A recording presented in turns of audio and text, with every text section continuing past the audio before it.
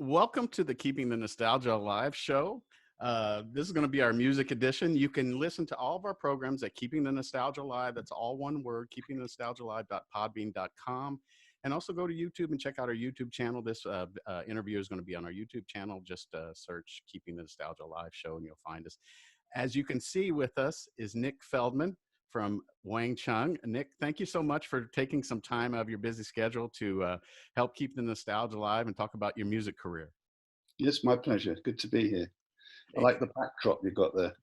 Yeah, I've got, but the little guy behind me there, that's Coach Bob Knight. He's a pretty famous basketball coach here in the United States. And then you can see a couple CDs I got back there framed. Those were from Bang Tango. But most of my stuff is basketball related, but I've kind of branched out to music and entertainment, stuff like that. Just, I think it's based upon me wanting to know more about what I was into when I was a kid, if that makes sense. Yeah. No, I understand that. It's so interesting because I've been watching, I like basketball, but I don't pretend to know very much about it. But I've been watching The Last Dance, which is on Netflix, and right, it's Michael very kind of education and really good show. I totally recommend it. So yeah. I'm almost through it, but it's pretty fascinating stuff. Yes, it is. But I love doing my entertainment shows, though. It's a lot of like, I like to keep nostalgia like from when I was a kid, and a lot of this stuff is questions that I want to know, but people enjoy the interviews. Tell us a little bit about where you were born and raised and your family, and what was the first instrument that you actually picked up and started playing or were interested in playing? Well, I was born in London, my kind of, I always loved music. I mean, the Beatles were kind of what really got me going. I remember sitting next door with at my friend's house and watching the Beatles' first appearance on TV over here in the UK. And their hair appeared to be very long. I mean, it actually, by these standards, today's standards, is not very long. And I remember that my friend's dad, being completely outraged at how they looked, and it was sort of completely riveting and exciting to watch this thing called the Beatles, and they clearly seemed to be upsetting people who it seemed to me to be pretty cool to upset. So that was the kind of beginning of my obsession with popular music, and then I followed the Beatles through and absolutely loved them. My first, I was really kind of rebellious. My brother and sister and myself were offered piano lessons by my parents, and of course, me being the sort of twit that I am, I refused to have them, and the other two took them. But of course, it's funny how life goes. I was the one who went into music properly, and they didn't. But my first proper instrument was, I say proper instrument, it was this terrible, really cheap acoustic guitar I got when I was about 15. And I never learned how to play it. It sort of defied tuning, this guitar. It was really, really bad. But I used to mess around on it. And then I remember one day when I was maybe about 17, I suddenly realized maybe you can play a little bit, And then I started to jam with a friend of mine I was at school with, a guy called Pete. And he actually knew how to play guitar and knew a few chords and stuff. So he taught me some basic stuff. And then we used to have these really creative, kind of extemporaneous jams together, quite sort of out there, quite left field stuff, and really exploratory. And then we got a band together with John Moss from Culture Club. We went to the same school. He lived over the road from me, and so he became our drummer. And so it was me on guitar, my friend on guitar, John on drums, and we had various bass players. And we just used to jam and stuff, and I was starting to write songs. And that's how it all started, It was really creative, very free and creative and exploratory and experimental. It was really good. Did you, being a little bit of rebellious and because your dad didn't like the Beatles, but did you really enjoy the music? Oh no, I love the music. It was thrilling to me, absolutely thrilling. It wasn't my dad; it was my friend's dad. Oh, okay, Who, sorry. my dad, my parents actually were pretty sort of accepting of it, you know, and they were down with what was going on. Obviously, not to my intense levels, but they were pretty receptive. Yeah, no, I love the music and still do. I think the Beatles are just. How far do you live from where you were born and raised, where you're at today? Oh, today I live in Wimbledon, so that's close to where the tennis gets or used to be played. Not this year, um, but I was brought up in sort of northwest London. Well, I'm now in southwest London. Um, I lived in a place called Camden for a long time, Camden Town, which my son lives there at the moment. That's a lot of small venues and very creative area for music, for rock music, for all different types of stuff. So, but no, I really like it out here because in Wimbledon, to me, being a sort of urban type guy, you know, living out here in Wimbledon feels like the country, you know, even though it isn't. What's going on in the world today with the pandemic? What does that do to a musician? What does I mean? How do you collaborate with other people? Is it through Zoom like we're doing today, or what has it done to a musician's lifestyle? Well, I mean, everyone's different. It's, you know, there's, because you're more sort of housebound, I suppose. And you've maybe got more time to do things that you might not normally have the time to do. So I've had that bit more time to write, you know, and sit at home and write. So I've been doing a lot of that. Jack and I have collaborated. Jack from Wang Chung, we've collaborated over. Thank God for the internet, because we can do things like Zoom, or we can send things over the internet to each other, bits of music and stuff. So we've created various things together over the internet. We've done a few live virtual shows and things like that. So yeah, it's obviously not the same as going out and playing to a live audience. That there's a real visceral thrill about doing that. And also, you know, with the internet, there's a sort of latency problem. So if you want to play in time with someone else, the internet slightly delays it. Those small increments are really crucial in getting the right feel. So it's, at the moment, it's pretty hard to actually play live with someone in real time, if you know what I mean.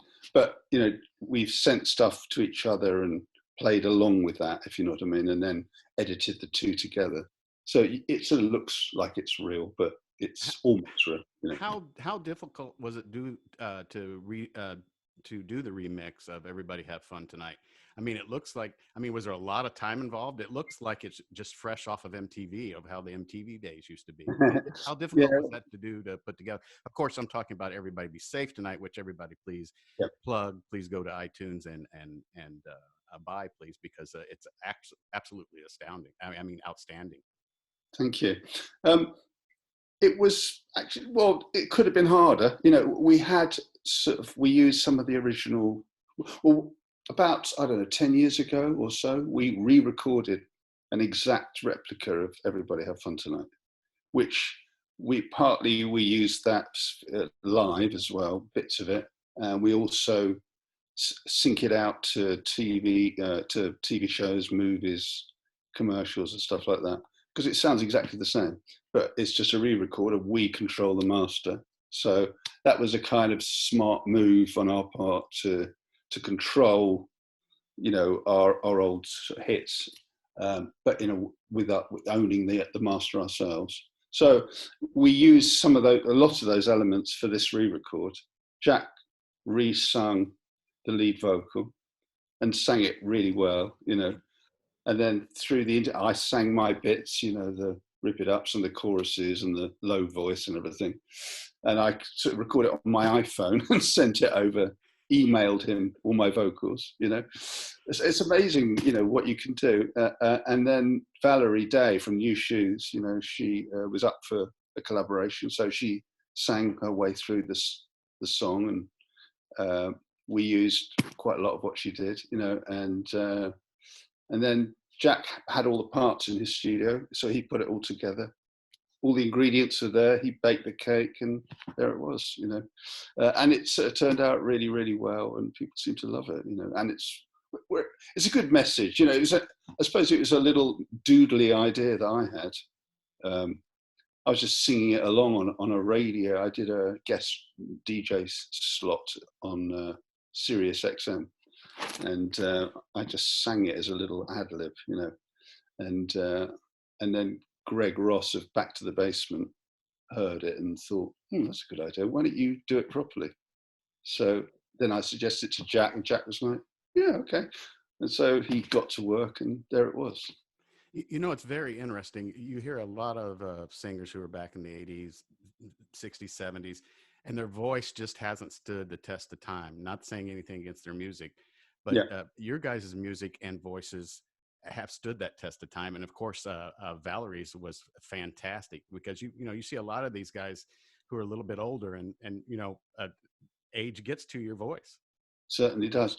Yeah, I mean, we've had to, a couple of the songs we've had to lower the key of the tracks when we do them live these days. But, you know, Jack just nailed it. I mean, he nailed it. I don't know, it just felt, all the stars aligned, and he just nailed it absolutely. In a couple of takes, you know, he was very, and I wasn't there, he did it, you know, at his place. And I was delighted. I thought he was just going to maybe change a few lines. But he just went for the whole thing, and it turned out so great. I was delighted, and then that inspired me to do all my bits. So his voice in some ways has changed, but in other ways it's great, you know. So I think it's doing long shows, for example. I think you have to be careful of the stamina side of things. You have to pace yourself right and get breaks and breathers in the right places. But yeah, he's great. How far do you live from Jack? Well, Jack lives out of town. He lives in a place called Canterbury. So there's now really good train links to get there. It's about an hour on the train or so. But I have to go across London to get the train. So it's probably an hour and a half to get there for me. But, you know, it's all pretty accessible. I'm assuming that your relationship with Jack is almost like a marriage or brother and sister type stuff. How have you guys been able to maintain your friendship and relationship by being together so long? Well, by taking a lot of time off, you know.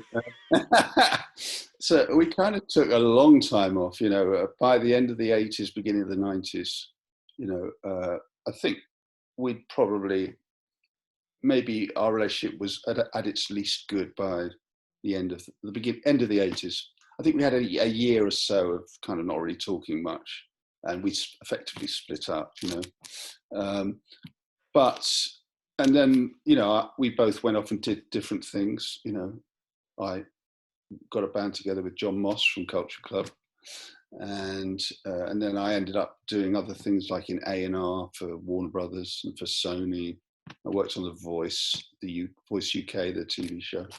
And Jack was doing his stuff with his jazz band and making other bits of music. But so in terms of being a very active sort of everyday working together type sort of unit, you know, we stopped doing that, which is not to say that we weren't really good friends. I think we had that year of kind of not talking to each other, but soon that our relationship sort of got back on track. And then we collaborated, not directly through Wang Chung, but through other things. Like, for example, me working at Warner Brothers or at Sony, you know, I'd bring Jack in to maybe produce some of the acts I was working with, or to co-write some stuff with people. So we were still, you know, associating creatively, but not as Wang Chung the band. And so, but then it was, I suppose, a bit later on, in around, I don't know, 2010 or something like that, or 11, that we got back on the horse much more. And we would occasionally, well, we'd always be offered tours and gigs and stuff, which I turned down because I was doing other things. But Jack did a couple of things. But then we got offered this show called Hit Me Baby One More Time. It was a big, I don't know if you remember it. Yes. On ABC, I think it was. A big, you know, primetime show. And I thought, and I was really getting a bit sort of fed up with doing my A&R by then. And so we went off and we did that. And it was, the response was so strong, so warm, you know. And I think that made us think there's still something really fun about doing this. Maybe we should do a new record. So that's what we did. We made a new album of new material called Taser Up, and then we got back on the road, and that was the whole. So it was Wang Chung, you know, back on the block, so to speak. You know. Yeah, you know, my first introduction to you guys was in Richmond, Virginia, in 1984, when you guys traveled with the Cars. All right. Okay. And I've told the story to Jack too, that you guys, Dance Hall Days was the first video I ever saw because we were poorer than dirt at home. But when I went to Richmond, Virginia with my aunt and uncle, they had MTV, and that's Dance Hall Days was the first video I watched on MTV. So my uncle came and said, "Hey, do you want to go to a concert?" You know, I'm 16 years old, and I said, "Yeah, what is it?" He said, "The Cars." And of course, you know, you guys opened up for him, and I actually bought one of your guys' shirts rather than the Heartbeat City shirt from the Cars. My first introduction. But what's interesting though is 2 years later, my senior year in high school. Now the statutes of limitations have probably won't get me prosecuted, but I had an English paper that I needed to do. And you know how you are as a kid, you procrastinate.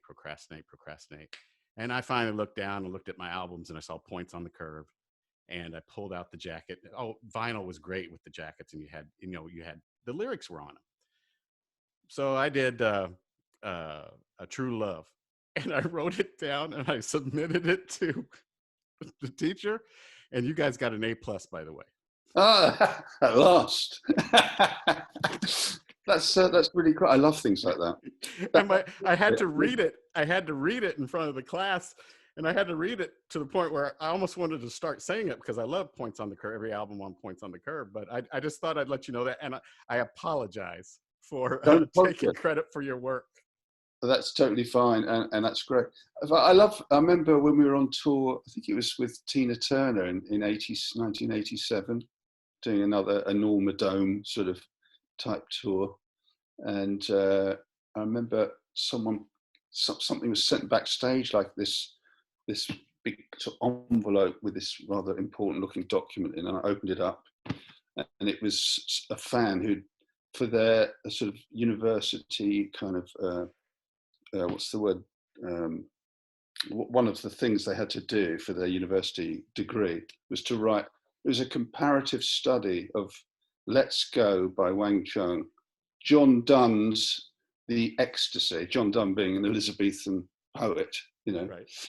And what was it? And Higher Love by Stevie Winwood.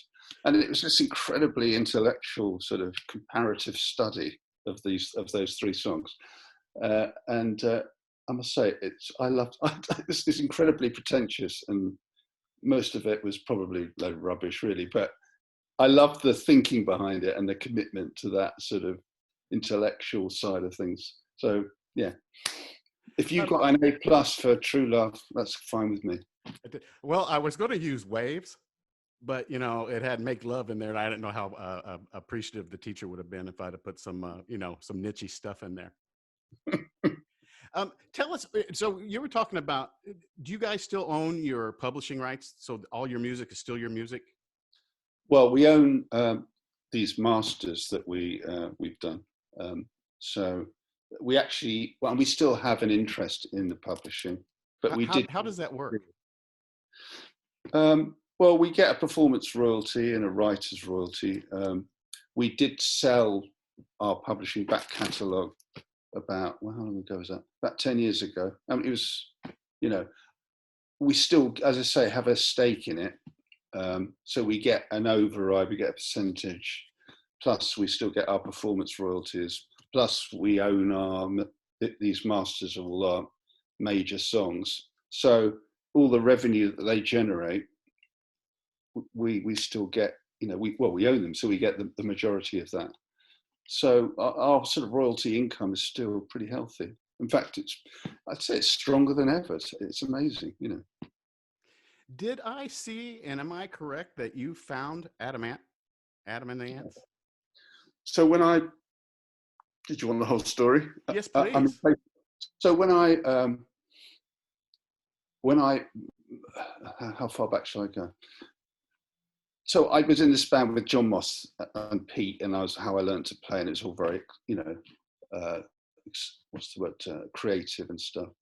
And then it was sort of, we reached that point of, just pre-university. It's like, should I go to university or not? And as you can imagine, my parents were a bit worried that, if I wasn't going to go up that sensible road, and I was clearly plumping for, having these delusions, as far as they were concerned, of success in the music business. And they were really worried about that. And they were like, so they put quite a lot of pressure on me to take the sensible option and go to university. I was genuinely interested in psychology. I was reading books about Jung and Freud and stuff off my own bat. I was just genuinely interested. So it seemed, if I was going to go up this university road, that I would study something like psychology. So, and that's what in the end, I thought, well, I'll do it and see how I feel about it. So I went to university, Liverpool University, studied psychology and philosophy. I say studied, but actually I found it so disappointing, the course, and that I was more, as I always say, I think I studied alcoholology more than psychology.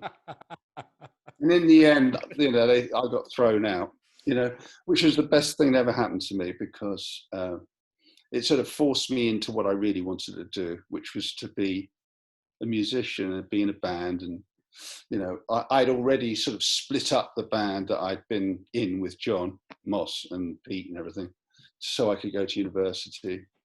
But when I came back down to London, having been thrown out of Liverpool University, with my parents deeply worried about me and not talking to me, or I wasn't talking to them, it was all really bad. And I thought, well, I better get myself a job, hopefully in the music industry, So I managed to lie my way into this job as a booker, a junior booker or agent at this small agency called Dick James Music, DJM. Dick James had actually signed the Beatles publishing back in the day. He was a legendary figure in it. But this little agency was a bit rubbish, really. It didn't have very good acts, So it was at that time that punk was just beginning to bubble up, and there was a really interesting scene in London. And I was young and really open-minded, and it really kind of fired me up. So I started to get gigs for, the frontline bands in this new scene. So I was getting bands like the Clash concerts for gigs for £10, and the Sex Pistols were rehearsing in a little dodgy basement across the road from the little office that I worked in, and it was I was right in the middle of it all. And I used to get gigs for the very beginning, the very early Adam and the Ants, when they were someone called Jordan was hanging out with them and helping them out with. She had that sort of really spiky hair. So I used to get them gigs and stuff, and the band called The Only Ones. I sort of brought The Only Ones in, got them signed, and by the time that I'd left, I'd created really good relations with Adam and the Ants and the agency. So they got signed by the agency as well. By which time I had really had enough of doing all of that and thought it really was about time that I did what I truly wanted to do. Instead of just helping other bands, I wanted to help me and follow my own sort of artistic kind of vocation. And that's when I got the band together, put this ad in Melody Maker for a guitar player, and found, luckily for me, found Jack, you know. And I think Marco Polo and David Bowie are the only two people I saw play guitar with gloves on. That's not easy thing to do. That wasn't why I got them gigs though. Okay. So how did you master playing your instruments? What came easier, doing the bass, doing a guitar, doing the keyboards, and what kind of practice did you put into mastering those? Well, I was a guitar player first and foremost. That bass came much later. I was completely obsessed with it. I just played it the whole time. I mean, I remember when I was still living at home, you know, I'd just be sitting on my bed playing the guitar, noodling away, you know, and all hours, you know, I just couldn't stop. You know, it's like it was sort of stuck to me, you know. And I was kind of good, you know, I developed pretty good technique. And I remember my sister, I used to have to call my sister because her room was next to mine. And I'd go, come in and take the guitar away from me, because I just couldn't put it down. So she used to have to come in and just take the guitar out of my hand so I could go to sleep, you know. So yeah, a lot of perspiration and just genuine enthusiasm. And it was very kind of creative what I was doing, I think, rather than, you know, I was never in a covers band. I never sort of spent a lot of time learning how to play existing songs. I was just wanted to write new stuff, or sort of figure out interesting licks or progressions that I'd listen to, and just experiment with the kind of chord sequences that appealed to me, you know. So it was that was the sort of, the bass came later. That was when when was it? It was sort of, so we've been in this band, me and Jack and Darren Costin, who was on Points on the Curve, and Lee Gorman on bass, who went on to form Bow Wow Wow, and Glenn Gregory on vocals. He went on to form Heaven 17. So we were in this band called 57 Men. And we kind of sounded like 57 Men. Lots of really good ideas, and it was again, pretty creative, but it was a bit too much, really. It didn't quite work. But so Jack and me and Darren sort of seemed to be the creative nucleus of what we were doing. We wanted to simplify the sound, needed a bass player. So it was like, well, do you fancy playing bass? Who fancies playing bass? Okay, I'll play bass. And that was how it all started. That was how I moved over to bass. And I really enjoyed it. It was a whole different thing. You know. What's the perfect atmosphere to write music? The perfect atmosphere. It's, you know, that obviously you don't want distractions if you can avoid them. But having said that, music comes out in all different ways. It's not easy to sort of predict, you know. So, you know, you can be feeling exhausted and in a bad mood or something, and then you sit down and suddenly something just comes out and it's great.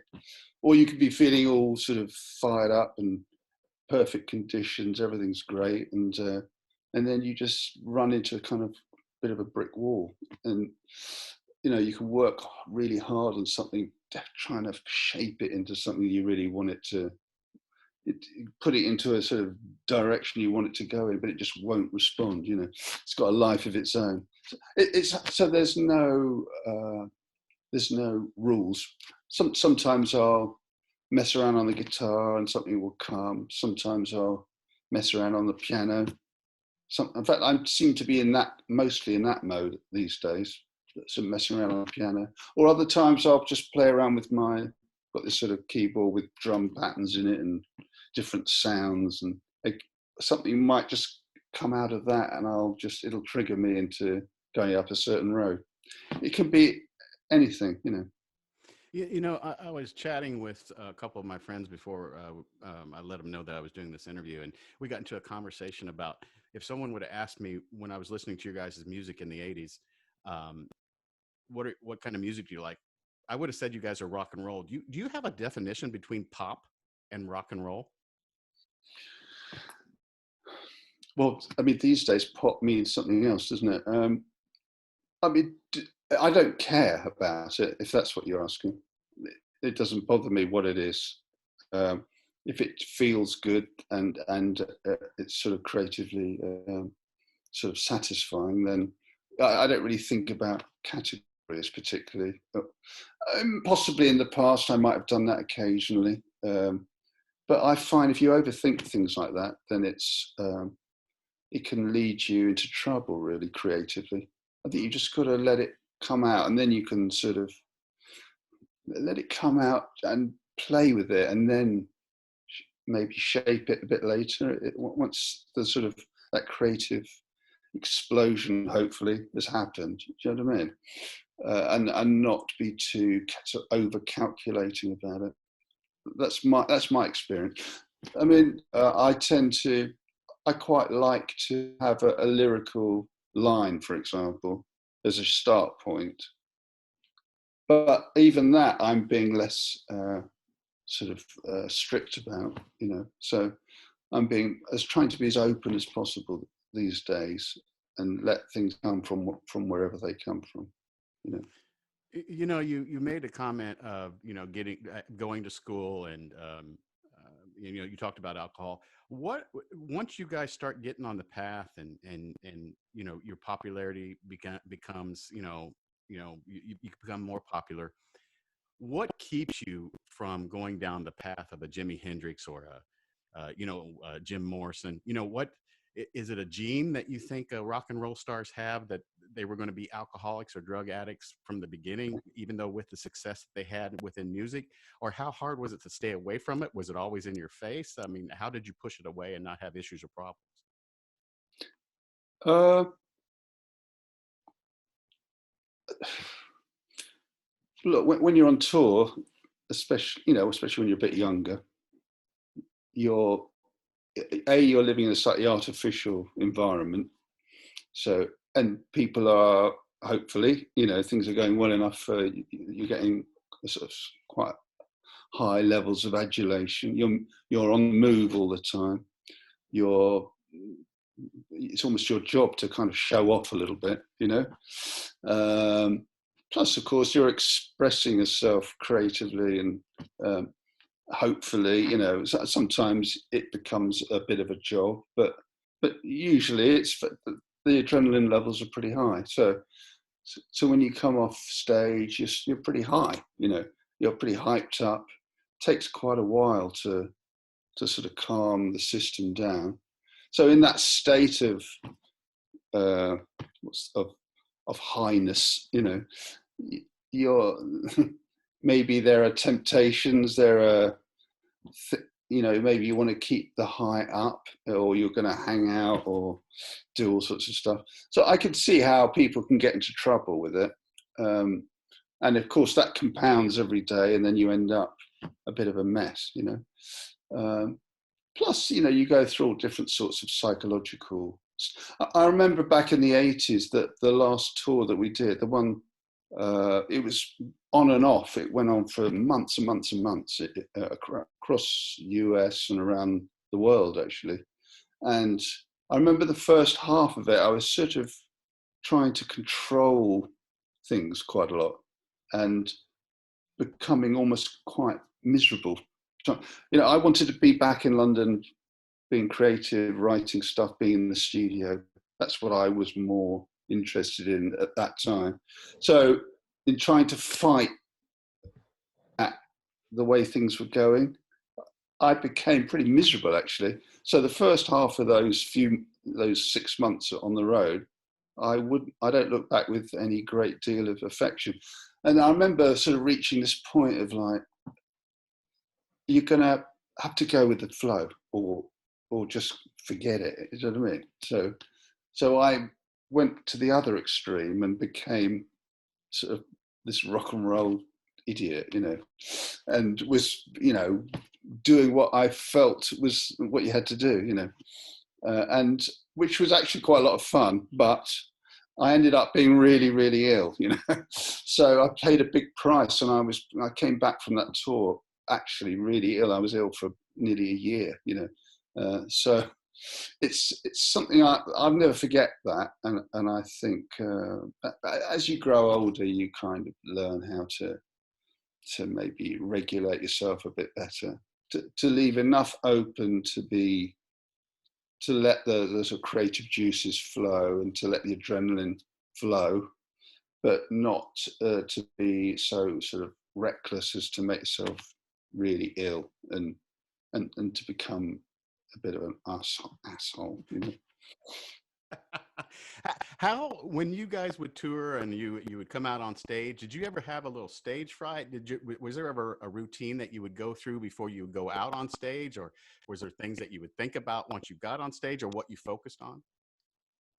Yeah, I mean, I think it's good to have a little bit of stage fright, but up to a point. You don't want to be paralyzed. Yeah, you don't want to have it so much that you're like a rabbit caught in a headlamps, But a little bit of nerves, I think, is quite a good thing. It's a good motivator. I think the worst thing you can be is complacent. So to walk on stage knowing that it's going to be a cakewalk, I think that doesn't lead to good work, In fact, that doesn't lead to good work anywhere, whether you're sitting at home writing a song or whether you're walking out in front of thousands of people, and expecting them to love you. So a little bit of stage fright, yes. And some gigs I had a lot of stage fright, And I remember like doing some TV shows. I remember we played some huge shows. You were just talking about, American Bandstand, I think, and we did. Remember playing Joan Rivers' show, I think it was. And we were going to play live on the show, and then be interviewed. And I was getting really nervous about that. And I remember we were in the green room, and there's all sorts of people like Charlton Heston and some huge stars sort of hanging around with us in the backstage. And I remember drinking a bit of whiskey just to give myself. And then I had to go to the loo, and I realised, can I swear? You're good. I thought, Jesus, I am completely out of my head. I was completely drunk. I didn't realise. And I thought, how the hell am I going to get through this? And I was really nervous about the talking bit afterwards. And Jack was really nervous about the vocal bit, singing the song, and especially the middle eight of Everybody Have Fun Tonight, which is really high. He was worried he was going to mess that up on live TV in front of millions of people. Well, we got through it fine, I suppose, I don't know if you can find it anywhere, but, I remember we played the song and I forgot to take my bass off and unplug it as we walked over to the chairs to be interviewed. And I was just about, my lead was just about to get so tight that the whole amp would have fallen over. And Joan River just rushed out and stopped, saved me, This is all on camera, And so that's how I wasn't quite myself, sort of, shall we say. And I was a bit nervous. So that little anecdote for you.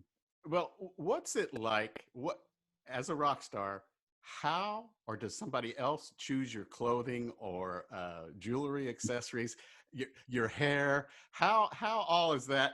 I mean, is it all ego, or is it all does someone help you, or do you walk through a store and go, man, I think I'm going to wear that jacket on tomorrow night's show?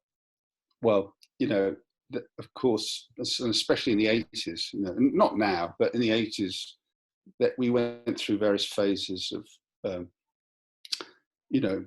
people having to work with stylists, and that you can see in some instances that seriously went wrong, you're supposed to be dealing with some expert who knows how you're supposed to look and how it's all going to be great. And you end up just looking like a complete idiot, And there's quite a few, unfortunately, more than enough examples of us not looking great.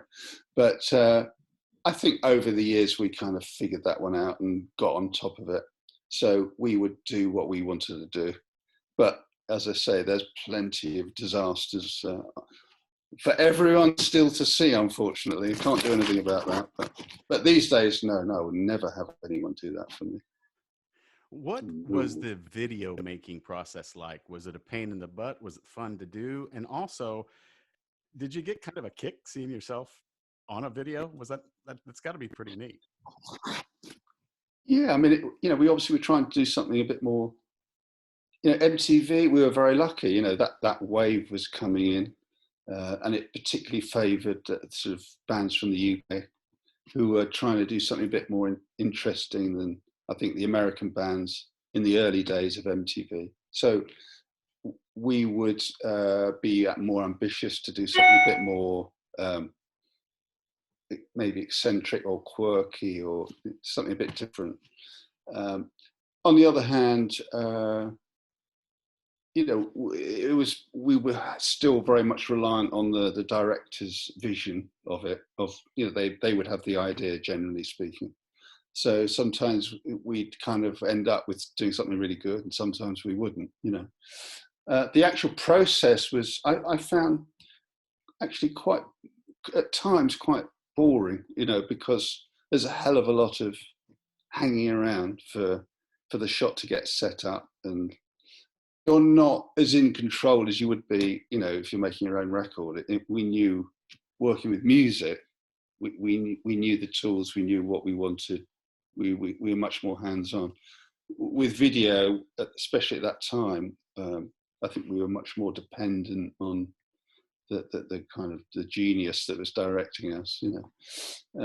So kind of mixed feelings, really. But yes, it's exciting, the fact that there'd be a whole production around something that we'd written that had started off in our little front room somewhere as an musical idea and end up on this set in Los Angeles or something, so that was kind of cool. But I think the other thing for me was that because Jack did more of the lead vocals, so inevitably he'd be the busier of the two of us doing the videos, do you know what I mean? Making shooting all the shots. So I'd be hanging around even more, and we'd always have really early calls, like always be 5 or 6 a.m. for the first call. And then sometimes I'd be waiting, a long time before I was actually needed. And after a while I learned that was not something I was particularly happy about. And I just used to say, look, when you really need me, please don't ask me to get there at 6 a.m. But I do remember, I think the last straw was when we did the Don't Be My Enemy video. And, I had the usual 6 a.m. call. By the time I was actually required for my first shot, was more like sort of, after about 8 hours of hanging around. That's what I remember. So 8 hours of hanging around, having got up really early. I was wearing this white suit, and waited for 8 hours, white suit, looking really kind of good, made up, everything was perfect. And then it was like, okay, Nick, you're on, so I had this cup of tea, and I put the tea down to do my first shot.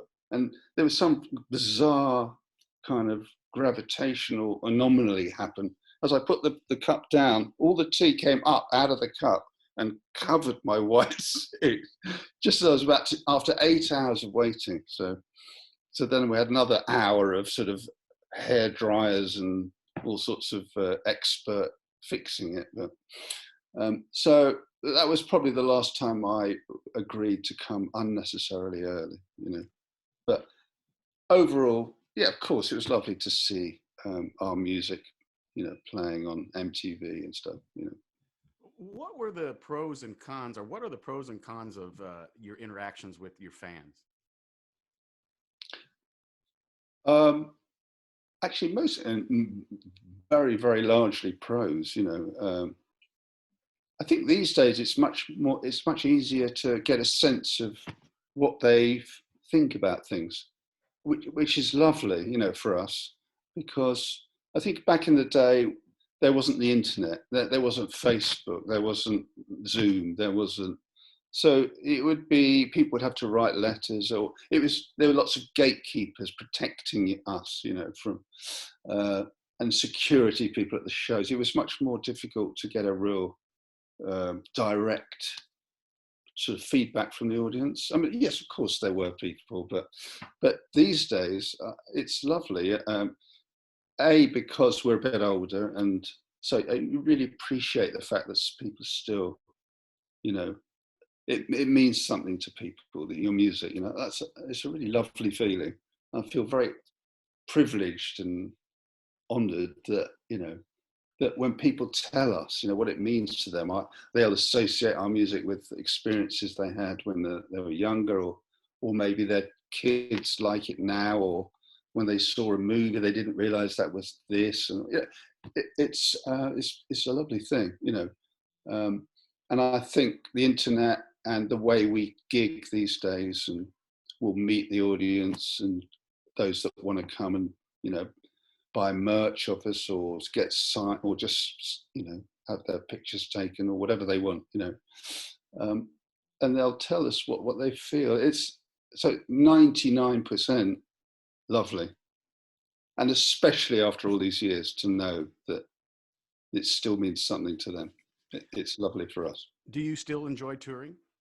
Love it. I think, you know, I told you that story about, you know, how the last big tour we did in the 80s was, the first half of it, I was really quite miserable. And then the second half, I sort of went to the other extreme. I think now I love it much more than I used to. I think I'm much more in touch with who I am, you know. I mean that as a person, you know. I don't mean, hey, I'm Nick from Wang Chung, you know. And, you know, we try and do a good show. We take it seriously, but we also, I think, when you're a bit older, maybe you can know how to have fun, you know, with it as well. You're confident enough to maybe be a bit looser, almost, you know, in a good way. So, plus all the interaction with the fans and the feedback, I'd absolutely love it. And I've really missed it this year, not being able to. Well, these last few months, we did manage to do a few gigs at the beginning of the year, but obviously the pandemic has stopped everything else since. But so I miss that. But we'll be back on the horse. We'll get back on the horse, and we'll do it again, hopefully.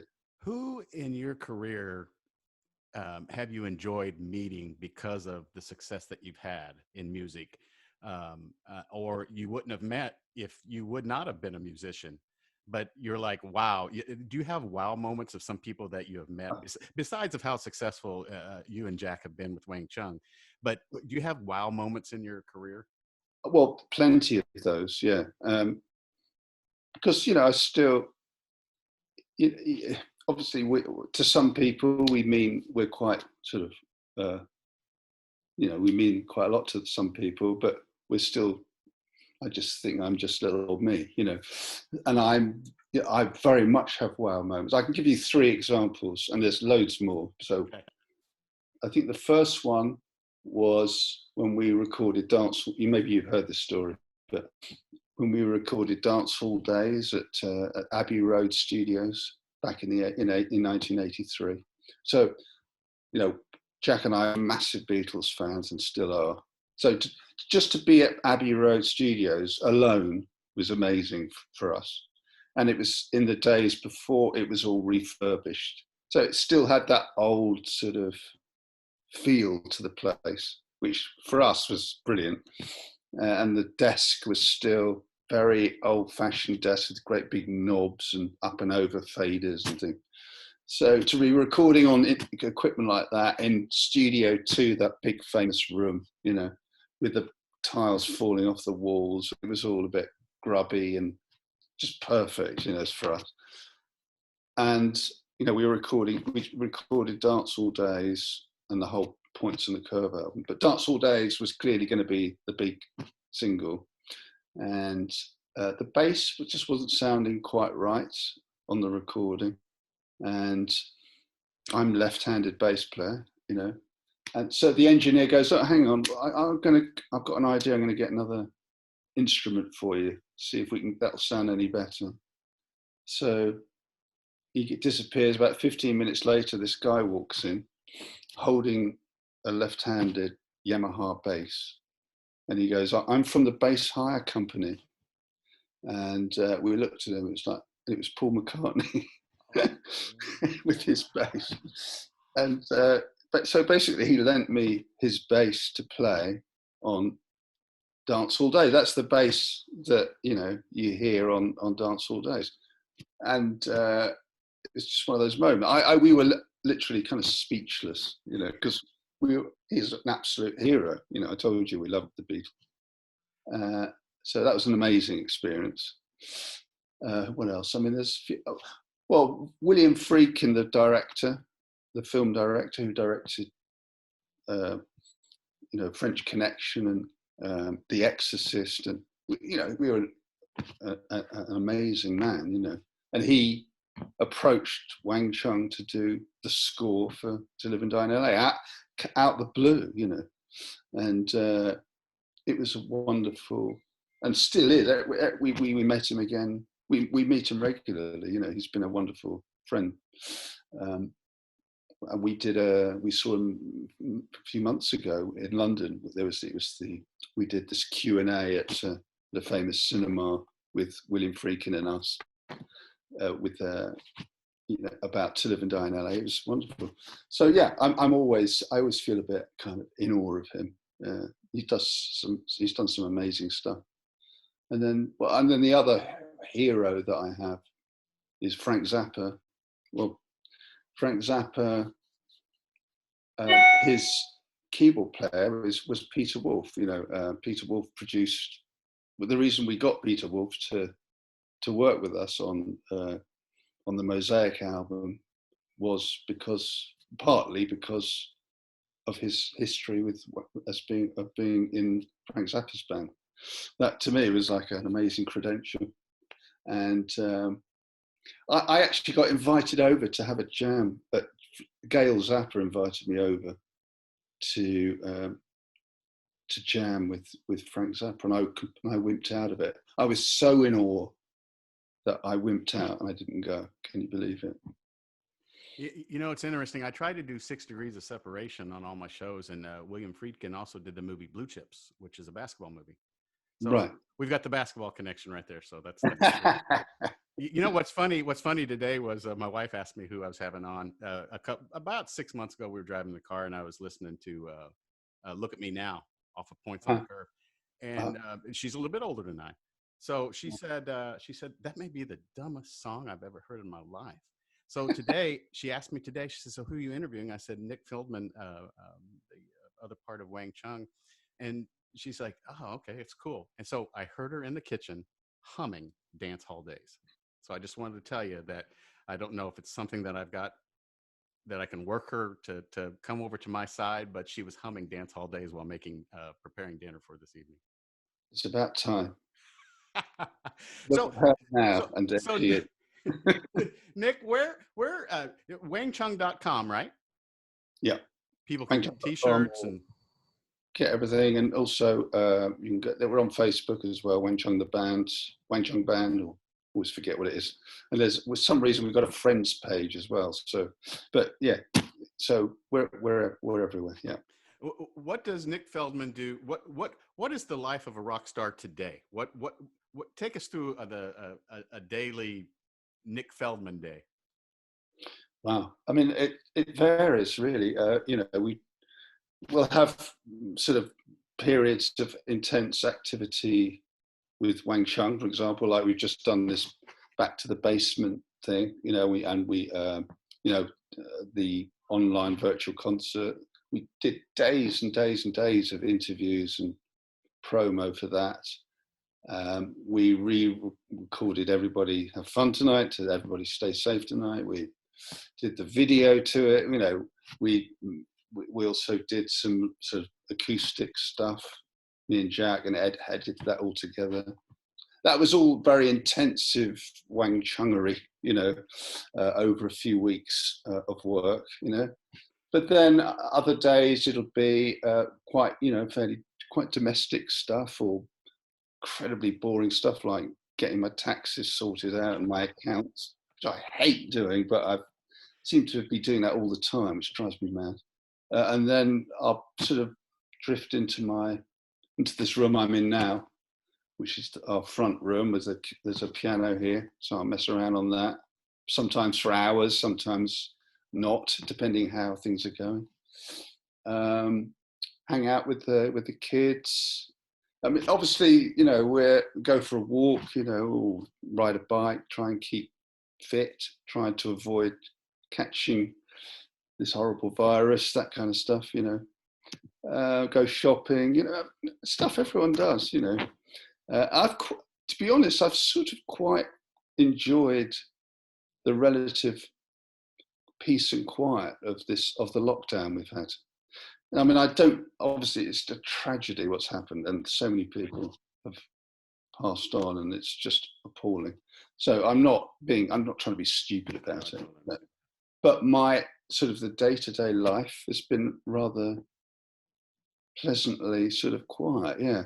And I found that rather creative, actually, to be honest. And it's opened up, I feel I've got some really good stuff as a result of it, music stuff, you know. So overall good, you know, but we're coming out of lockdown now, so I don't know, it's making me a bit nervous. So I don't know how to feel about it. Nick Feldman, I ran long on the show. I appreciate your time. I appreciate you answering my questions. This is going to be very enjoyable for those who watch and listen. This will be a video and also will be an audio podcast also.